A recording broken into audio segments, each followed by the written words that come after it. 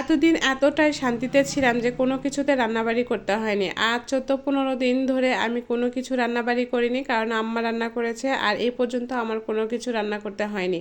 যাই হোক, আম্মা অসুস্থ থাকা সত্ত্বেও কিন্তু আমি চেষ্টা করি সব কিছু জোগাড় করে দিলেও আম্মা যেন রান্না করে, কারণ মায়ের হাতে রান্নার মতো স্বাদ কোনোটাই নাই।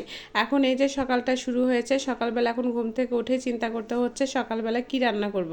তো যাই হোক, তেমন কিছু আমার খাওয়ার একটা ঝামেলা থাকে না সকালবেলা, মানে তার মানে আপনার ভাইয়াও খায় না, আমার ছেলেটা খায়, আমিও তেমন একটা খাই না, আমার ছেলে খাবে। তো সে সকাল 7টার সময় আসলে প্রাইভেটে গিয়েছে আর বাড়ি থেকে বের হয়েছে প্রায় 6:30টার সময়, আর 9:30টার দিকে এসে কিন্তু সে খাবার খাবে। তো চিন্তা করলাম তার জন্য আগে খাবার তৈরি করি, কারণ তাকে যদি খাবার না দেওয়া হয় তার মাথা সবচাইতে গরম। আপনি যত কথাই বলবেন ও কিছুই শুনবে না, আর যদি খাবার দেওয়ার পরে আপনি হাজারটাও কথা শুনেন, মানে ওকে বলেন, তাহলে সে সব কথাই শুনে। তো যাই হোক, চিন্তা করলাম যে আগে ওর খাবারটা তৈরি করে দিই। তো ওর খাবারটা তৈরি করে দিয়েছি। কালকে অনেকগুলো মুরগির মাংস ছিল আর অল্প একটু ভাত ছিল, ওই ভাতটা দিয়ে কিন্তু একদম একসঙ্গে গরম করে দিয়েছি, একদম বিরিয়ানির মতো। এদিকে বাসায় বাজারও নাই, আপনার ভাইয়াকে বলেছিলাম বাজার করতে, তো আপনার ভাইয়া বলছে আজকে আমার একদমই সময় হবে না, কোনো কিছু রান্না করো। যাই হোক, আমরা মেয়ে মানুষ, যদি একবার বলো যে কোনো কিছু আজকে রান্না করো, তো আমার তো রান্না করতেই হবে, সে বলেই খালাস। আমার তো আর খালাস করলে হয় না, কারণ আমার একটা বাচ্চা আছে। যাই হোক, তাকে কি খাবার রান্না করে দিব এটাই চিন্তা করলাম। তো চিন্তা করছি বাসায় গরুর মাংস অনেকগুলোই আছে, এর মধ্যে ডয়ারও আছে, ডয়ারটা একদমই খুলতে পারছিলাম না। আর আমার ফ্রিজটা একদমই ছোট, এটা কিন্তু বহুদিন আগে নেওয়ার, মানে আমার বিয়ে হওয়ার বয়সে এই হচ্ছে ফ্রিজটা নেওয়া। তারপরে কিন্তু ওকে খাবার খাওয়াই আমি একটু নাস্তা পানি করে তারপরে কিন্তু আসলাম সকালকার মাজা ঘষা করতে। এখন আমি চিন্তা করে পাচ্ছি না যে আমি সকালবেলা কোন কাজটা শুরু করব। আগে ওকে খাবার খাওয়াচ্ছি, আমি না নিজে নাস্তা করেছি, নাস্তা করে এখন চিন্তা করছি যে কোন কাজটা করব, কারণ আমার রুম থেকে এমন একটা গন্ধ আসছে আমি নিজেই থাকতে পারছি না। কারণ কিছুদিন হলো সবাই জানেন যে আমি নাটোর ছিলাম, নাটোরে থাকার কারণে আপনার ভাইয়া করছে কি বিলি পারছে, মানে বিলিগুলো নিয়ে ঘরে একদম বাচ্চা দিয়ে সেখানে তাদেরকে খাওয়াইছে, মাছ কিনে কিনে নিয়ে এসে সে রুমেতেই হচ্ছে বয়েল করছে, করে ওদেরকে খাওয়াই দিয়েছে। তো মাছের একটা আষ্টে গন্ধ লাগছে, তাদের গায়ের একটা গন্ধ লাগছে। যাই হোক, তাদেরকে এখন বের করে দিয়ে আমি গোটা বাড়িটা একদম মুছে দিব, তারপরে আসলে রান্না করতে যাব। এদিকে আসলে মেয়ে মানুষের কাজের কোনো শেষ হয় না, কাজ যতই করবেন ততই হবে। আমি খুব একটা চেষ্টা করি যে কাজ যতটাই কম করা যায় ততটাই কম করি, কিন্তু একদমই হয় না।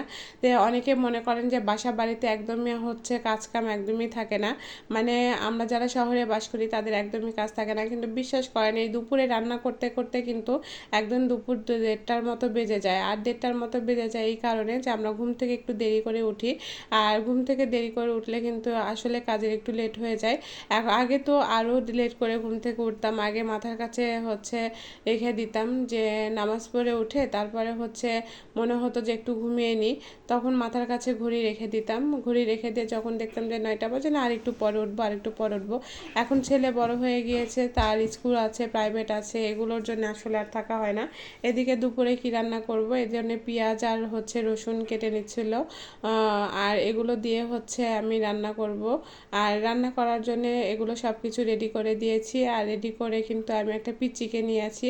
আমি তেমন একটা বাচ্চা কাচ্চা কোলে নিতে পারি না, যাই হোক বাচ্চাটাকে দেখে একটু কোলে নিলাম, আর কোলে নিয়ে কিন্তু হচ্ছে দেখি সে ঘুমাবে। সবাই বলতেছে যে হচ্ছে মানে ভালোই লাগতেছে নাকি বাচ্চা কোলে নিয়ে।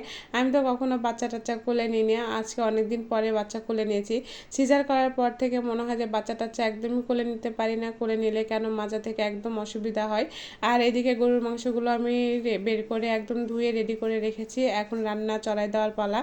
আর গরুর মাংস একবারে যে বেশি করে রান্না করলে যে আমার বাসায় তা হয় তা কিন্তু না, সবাই মাংসটা বেশি পছন্দ করে। আমরা মাত্র কিন্তু 3জন মানুষ। এখন আমার রান্না বাড়ি দেখে অনেকেই বলে আপু আপনি এত রান্না করেন, আপনার বাসায় কতজন মানুষ? আসলে আমার বাসায় তেমন কোনো মানুষ নাই, আমার ছেলে, আমি এবং আমার হাজব্যান্ড মানে আপনার ভাইয়া, এই 3জন মানুষ। আর এই 3জন মানুষ আমরা এত পরিমাণে কাঁচা তরকারি বলেন আর হচ্ছে মাছ মাংস বলেন প্রচুর পরিমাণে খাই, কারণ আমি কম কিছুই রান্না করতে পারি না। কম রান্না করলে মনে হয় যে আসলে হবে কি হবে না এরকম মনে হয়। আমার মনে হয় যে বাঁচলে ভালো, না বাঁচলে নাই, যাই হোক এটা মনে হয়। তো যাই হোক, এদিকে আমি হাতে মাখিয়ে কিন্তু গরুর মাংসটা রান্না করব, কারণ গরুর মাংস কিন্তু হাতে মাখিয়ে রান্না করতে কিন্তু বেশি মজা লাগে। তো চেষ্টা করি যে আমি বেশিরভাগই যে হাতে মাখিয়ে গরুর মাংস রান্না করতে। মনে করলাম প্রথমে প্রেশার কুকারে রান্না করব, তো প্রেশার কুকারে রান্না করি নাই, আর ওর মাংসগুলো ছিল এমনিতে অনেক ভালো, এই কারণে হচ্ছে আমি একদম কষিয়ে কষিয়ে রান্না করেছি। আর এই সাইডে আমার রান্না করা শেষ, এখন ডুব গোসল দিয়ে খাওয়া দাওয়ার পালা। তাই চিন্তা করছি যে একদম অনেকগুলো কাপড় ছিল, সেই কাপড়গুলো খেয়েছে ছাদের উপরে এগুলো সব শুকাইতে দিয়ে এসে তারপরে কিন্তু খাবার খাবো। এদিকে আমার ছেলে বলছিল মা পেয়ারা গাছে অনেক পেয়ারা ধরেছে, আসলে সত্যি কিন্তু পেয়ারা গাছে অনেক পেয়ারা ধরেছে। বাসায় ছিলাম না, গাছের ডালগুলো অনেক বড় বড় হয়ে গিয়েছে, মানে একদম এদিকে চলে আসছে। যাই হোক, এদিকে কাপড়গুলো নেড়ে দিয়ে তারপরে কিন্তু রুমে যাব। আর যাদের যাদের আমার ভিডিওগুলো ভালো লাগে অবশ্যই কিন্তু কমেন্ট করে বলবেন যে আমার ভিডিওগুলো কাদের ভালো লাগে। আর আজকে এই পর্যন্তই, সবাই কিন্তু ভালো থাকবেন, সুস্থ থাকবেন। আর সবাইকে বলে নিই, যারা ভিডিওগুলো আপলোড করেন তারা কিন্তু আমি বলবো অবশ্যই কোয়ালিটিফুল ভিডিও আপলোড করবেন। আর আজকে এই পর্যন্তই, আল্লাহ হাফেজ।